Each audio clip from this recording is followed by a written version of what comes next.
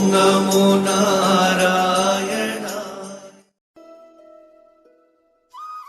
Hi guys, welcome to my channel historic India. मैं आज आपके लिए जो इतिहास की कहानी लाई हूँ वो बहुत दिलचस्प है। श्रीमद् भागवत गीता महापुराण के बारे में तो सब जानते हैं, लेकिन क्या आप जानते हैं कि गीता को पढ़ना कितना लाभदायक है? ये शायद वही लोग जानते हैं जो कि गीता को पढ़ते हैं, लेकिन गीता के साथ एक जुड़ी कहानी है जिसके बारे में आपको मैं आज बताना चाहूँगी।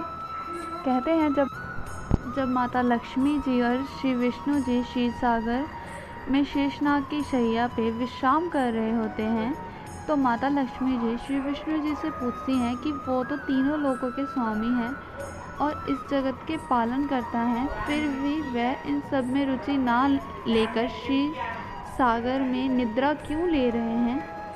तब श्री विष्णु जी बोलते हैं कि हे देवेश्वरी, मैं नींद नहीं ले रहा हूँ, अभी तो तत्व का अनुसरण करने वाली अंतर्दृष्टि द्वारा अपने ही महेश्वर स्वरूप का साक्षात्कार कर रहा हूँ। ये वही तेज है जिसका योगी पुरुष अपने अंतःकरण में दर्शन करते हैं। ये सुनकर माता लक्ष्मी श्री विष्णु जी से पूछती हैं, हे प्रभु, आप ही महेश्वर हैं, आपके अतिरिक्त भी कोई ध्यान करने योग्य तत्व है? ये जानकर मुझे बहुत कौतूहल हो रहा है। इस चराचर जगत और सृष्टि का पालन पोषण करने वाले आप भी उस परम तत्व से भिन्न हैं, तो मुझे भी उसका बोध करवाइए। तब भगवान विष्णु बोले कि हे प्रिय, आत्मा का स्वरूप भाव और अभाव से मुक्त तथा आदि और अंत से रहित है। आत्मा ही एक तत्व है जो सबके द्वारा जानने योग्य है। गीता शास्त्र में इसी का अनुवाद है। श्री लक्ष्मी जी ने श्री विष्णु जी से शंका जताते हुए पूछा कि भगवान, यदि आपका स्वरूप स्वयं आनंदमय है और मन वाणी की पहुँच से बाहर है, तो गीता कैसे इसका बोध करवाती है? मेरी इस शंका का निवारण कीजिए। तब भगवान विष्णु जी ने कहा कि हे प्रिय, मैं तुम्हें गीता में अपनी स्थिति का वर्णन करता हूँ। गीता के कर्म अनुसार 5 अध्यायों को तुम मेरे 5 मुख जानो और आगे 10 अध्यायों को 10 भुजाएं तथा 1 अध्याय को उदर यानी कि पेट और 2 अध्यायों को मेरे 2 चरण कमल। इस तरह गीता को मेरी ही ईश्वरीय रूपी मूर्ति समझना चाहिए, जो कि हर पाप का नाश करती है। जो उत्तम बुद्धि वाला पुरुष गीता के 1 अथवा आधे या चौथाई श्लोक का भी अभ्यास करता है, वो सभी पापों से मुक्त हो जाता है और वह सुशर्मा की तरह मुक्त हो जाता है। श्री लक्ष्मी जी ने पूछा, भगवान, सुशर्मा कौन था, किस जाति का था और किस कारण से उसकी मुक्ति हुई? तब श्री भगवान बोले, प्रिय, सुशर्मा बड़ी खोटी बुद्धि का मनुष्य था और पापियों का तो वह शिरोमणि ही था। उसका जन्म वैदिक ज्ञान से शून्य और क्रूरतापूर्ण कर्म करने वाले ब्राह्मणों के कुल में हुआ था। वह ना ध्यान करता था, ना जप, ना होम करता था, ना ही अतिथियों का सत्कार। वह मूढ़ होने के कारण सदा विषयों का सेवन करता था। वह मूढ़ होने के कारण सदैव विषयों के सेवन में ही लगा रहता था। हल जोतता और पत्ते बेचकर जीविका चलाता था।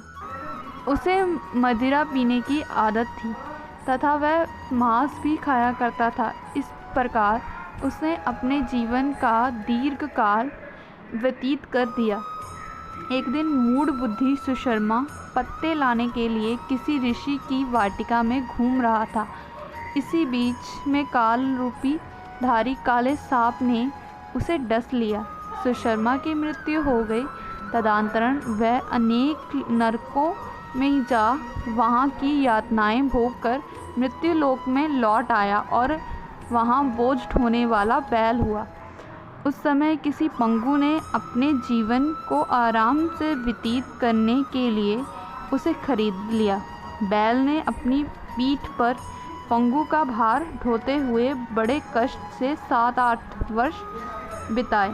एक दिन पंगु किसी ऊंचे स्थान पर बहुत देर तक बड़ी तेजी के साथ उस बैल को घुमाया, थककर बड़े बेग से धरती पर गिर पड़ा और मूर्छित हो गया। उस समय वहाँ कौतूहलवश आकृष्ट हो बहुत से लोग एकत्रित हो उस जन समुदाय में से किसी पुण्य आत्मा व्यक्ति ने उस बैल का कल्याण करने के लिए उसे अपना पुण्य दान किया। तत्पश्चात कुछ दूसरे लोगों ने भी अपने अपने पुण्य को याद करके उन्हें उसका दान दिया। उस भीड़ में एक वैश्य भी थी। उसे अपने पुण्य का पता नहीं था, तो भी उसने लोगों की देखा देखी उस बैल के लिए कुछ त्याग किया। तदंतरण यमराज के दूत उस मरे हुए प्राणी को पहले यमपुरी ले गए।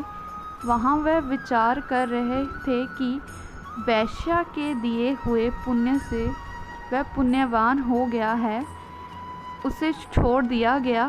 फिर वह भूलोक में आकर उत्तम कुल और शील वाले ब्राह्मणों के घर में उत्पन्न हुआ। उस समय भी उसे अपने पूर्व जन्म की बातों का स्मरण बना रहा।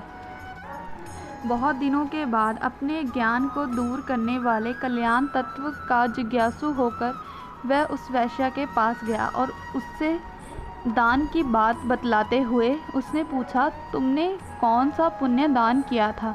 वैश्या ने उत्तर दिया, वह पिंजरे में बैठा हुआ तोता प्रतिदिन कुछ पढ़ता है, उससे मेरा अंतःकरण पवित्र हो गया है, उसी का पुण्य मैंने तुम्हारे लिए दान किया था। इसके बाद उन दोनों ने तोते से पूछा। तब उस तोते ने अपने पूर्व जन्म का स्मरण करते हुए प्राचीन इतिहास कहना आरंभ किया। तोता बोला, पूर्व जन्म में मैं विद्वान होकर भी विद्वता के अभिमान से मोहित रहता था। मेरा राग द्वेष इतना बढ़ गया था कि मैं गुणवान विद्वानों के प्रति भी ईर्ष्या भाव रखने लगा।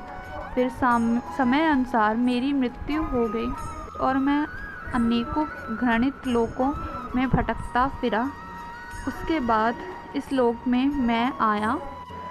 सतगुरु की अत्यंत निंदा करने के कारण छोटी अवस्था में ही मेरे माता पिता से मेरा वियोग हो गया। एक दिन मैं ग्रीष्म ऋतु में तपे मार्ग पर पड़ा था। वहाँ से कुछ श्रेष्ठ मुनि उठा लाए और महात्माओं के आश्रम के भीतर एक पिंजरे में उन्होंने मुझे डाल दिया। वहीं मुझे पढ़ाया गया। ऋषियों के बालक बड़े आदर के साथ गीता के प्रथम अध्याय का अध्ययन करते थे। उन्हीं से सुनकर मैं भी बार बार पाठ करने लगा। इसी बीच मुझे एक चोर ने चोरी कर लिया। तत्पश्चात इस देवी ने मुझे खरीद लिया। पूर्व काल में मैंने इस प्रथम अध्याय का अभ्यास किया था, जिससे मैंने अपने पापों को दूर किया। फिर उसी से इस वैश्या का भी अंतःकरण शुद्ध हुआ और इसी के पुण्य से पापी सुशर्मा भी पाप मुक्त हो गया। इसी प्रकार परस्पर वार्तालाप और गीता के प्रथम अध्याय के महानता की प्रशंसा करके वे तीनों निरंतर अपने अपने घर पर गीता का अभ्यास करने लगे। फिर ज्ञान प्राप्त करके वह मुक्त हो गए। इसीलिए जो गीता के प्रथम अध्याय को पढ़ता, सुनता तथा अभ्यास करता है, उसे इस भवसागर को पार करने में कोई कठिनाई नहीं होती। और ऐसी ही वीडियो देखने के लिए चैनल को सब्सक्राइब करें। Thanks for watching.